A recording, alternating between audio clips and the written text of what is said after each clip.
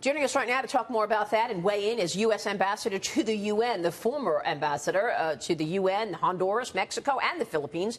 John Negroponte is with us. Great to see you, Ambassador. And Iraq. And Iraq, which obviously in some cases is actually more important.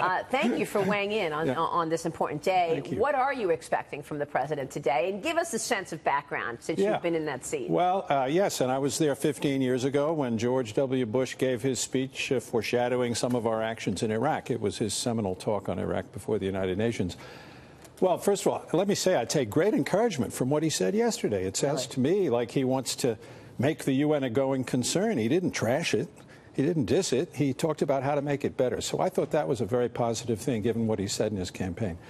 This is not a decision-making meeting, this general debate week. It's where the president outlines his main ideas about foreign policy. I expect him to talk perhaps foremost about North Korea and the situation there, and making the point that this is a problem for the international community as a whole, not just a problem of the United States, and it's of Korea's making. And by the way, they invaded South Korea in June of 1950 with backing from Russia and China, so those countries bear a certain responsibility for trying to help fix this situation. So I think he's going to highlight those points. He's going to talk surely about Iran, and that even though they're technically in compliance, or maybe technically in compliance with the Joint Cooperation Agreement, they're still misbehaving throughout the region, seeking hegemony, fomenting trouble in Syria, in Yemen, and so forth. So I'm sure he's going to signal that.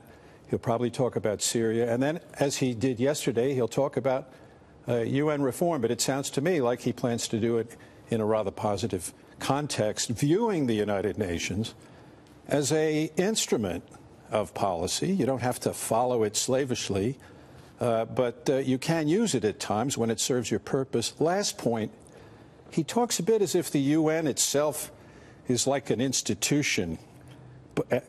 He's referring to the Secretariat, but the UN really is what the members make of it.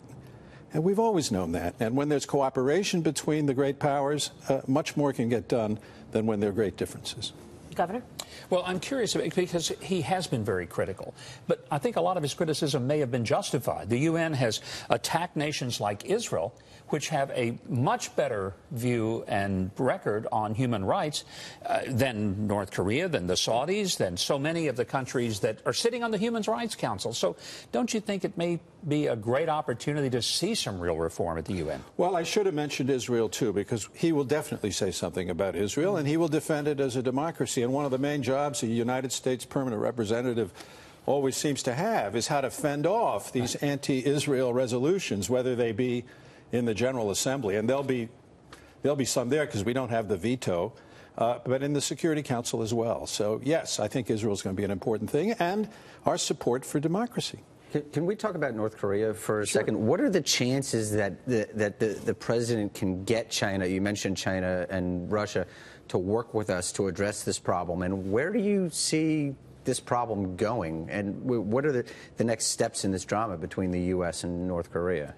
Right. Well, I mean, it's been a huge conundrum for, 25 years. We've had fits and starts, 2 steps forward, 1 step back, and all along they've kept developing this nuclear and missile capability, and they're better off than they've ever been in terms of their own military development. The real problem has been that Seoul, Korea is a hostage.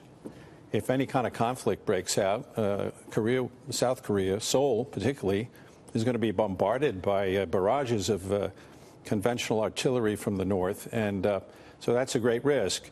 So the military options are limited. I saw today where General Mattis hinted yesterday that we might have some options that would avoid retaliatory action against South Korea by the North, but I'm not sure I know what those are, and we just have to wait and see. But it's a difficult situation.